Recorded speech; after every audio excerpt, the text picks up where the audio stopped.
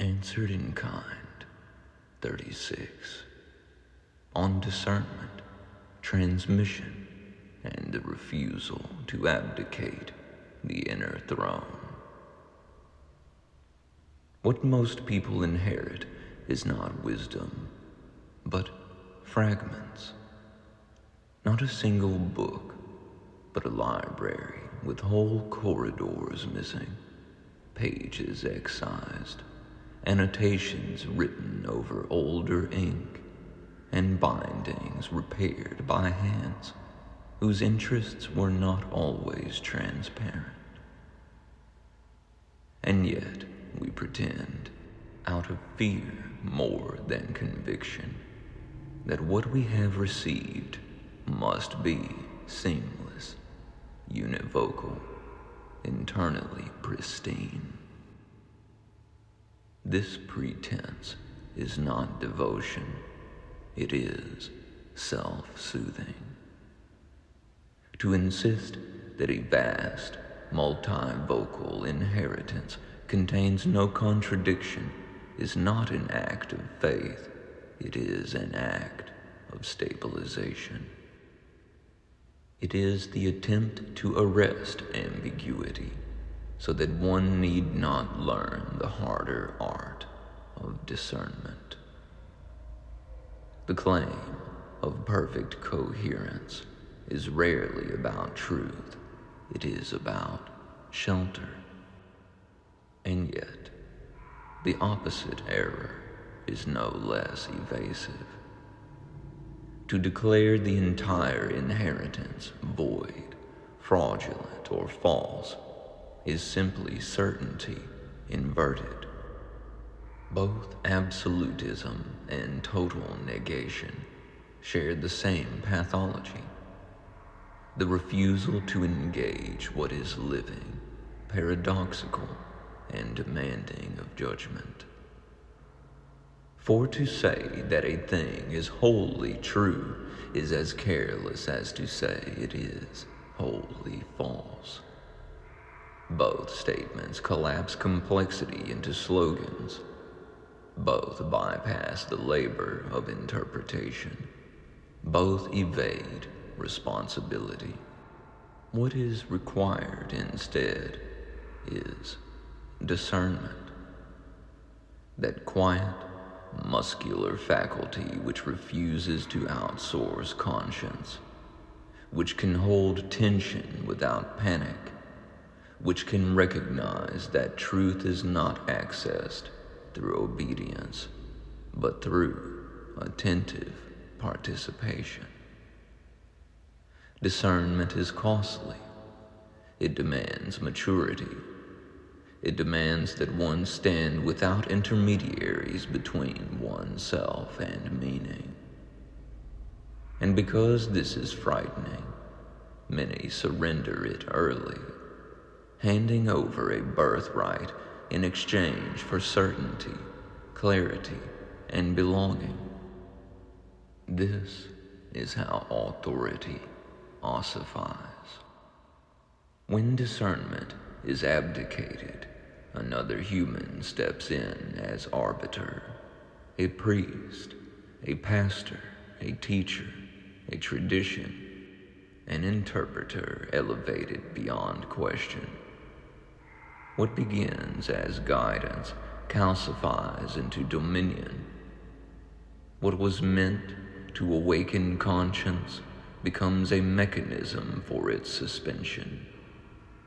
And this is not accidental. A populace trained to distrust its own interiority is easy to govern.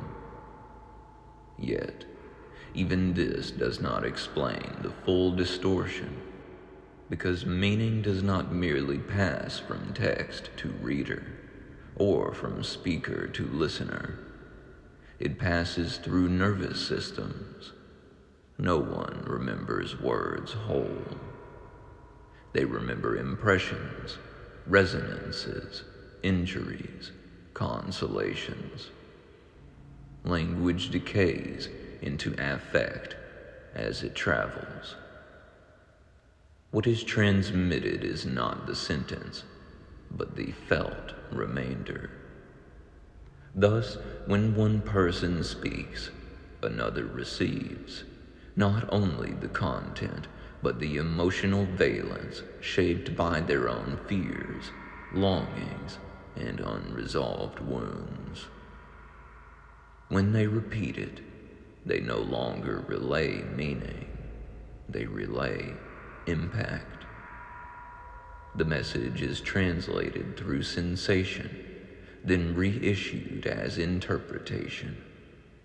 This is not moral failure, it is human physiology.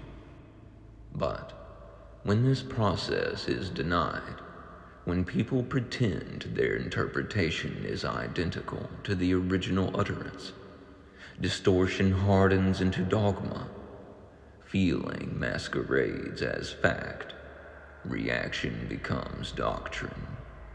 Echo replaces source. This is how living libraries are reduced to rule books. This is how relational truth becomes weaponized. This is how certainty spreads faster than understanding. The same mechanism governs intimate relationships. Most people do not enter relationship from sovereignty. They enter from privation. Having never been taught how to remain in honest communion with themselves, they seek in another what they cannot yet provide inwardly: coherence, validation, authority, grounding. Connection becomes anesthetic rather than meeting. Thus, they choose quickly.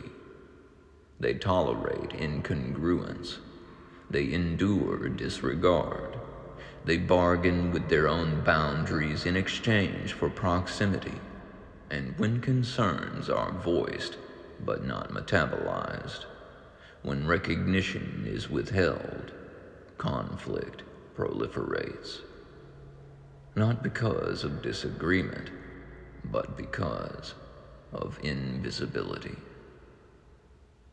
Arguments are rarely about content. They are about unacknowledged being. When accountability is avoided, when truth is concealed rather than spoken cleanly, intimacy corrodes. Lying is not primarily moral failure. It is fear of standing unarmored in one's own position. It is the symptom of outsourced self-trust. Hierarchy then appears as a false stabilizer. Submission is reframed as virtue, but anyone who submits their inner authority to an external structure has already capitulated, regardless of gender, role, or doctrine. When submission is demanded of others, it reveals not order, but avoidance. For if the object of submission were named plainly, it would expose the fear beneath it. So language becomes vague, responsibility becomes diffuse, truth is deferred.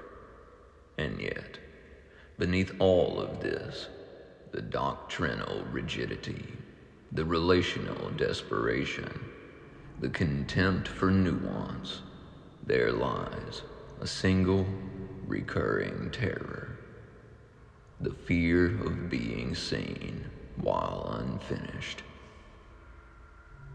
To try openly is to risk the eyes. To fail visibly is to invite judgment, and so many decide early on never to begin. They cultivate mockery as prophylactic.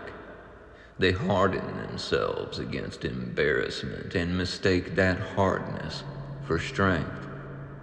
They find small victories through spite and then cling to spite long after it has ceased to serve. But spite is a tool. not a dwelling. Armor is useful, but it is not a self. A life organized around the avoidance of exposure becomes a life of repetition, spectacle, and brittle certainty.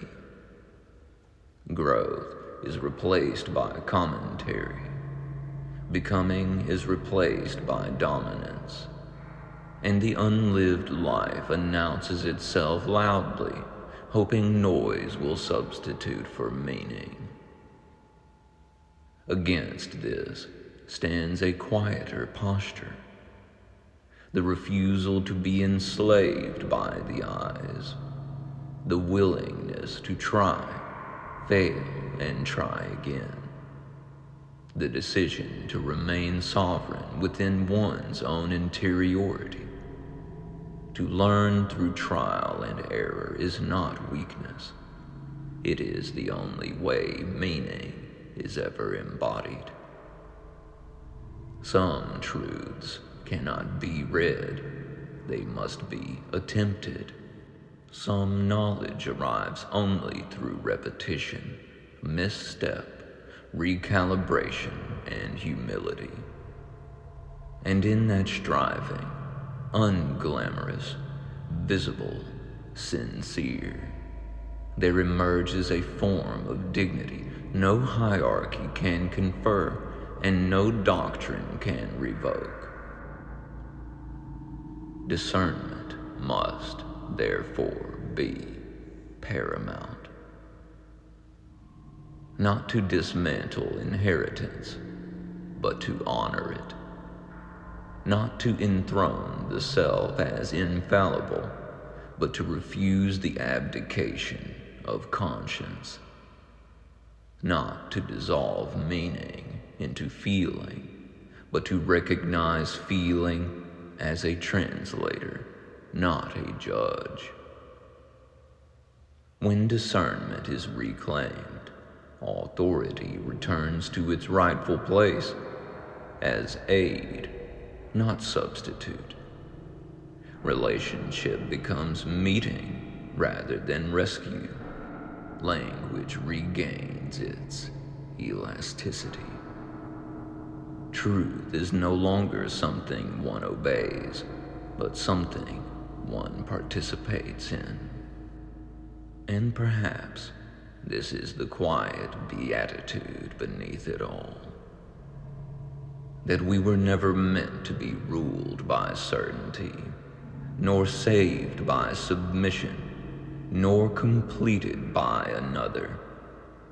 We were meant to become, slowly, visibly, discernibly, and to meet one another not as prosthetics for missing selves, but as singular, unfinished, sovereign beings, learning, at last, to stand.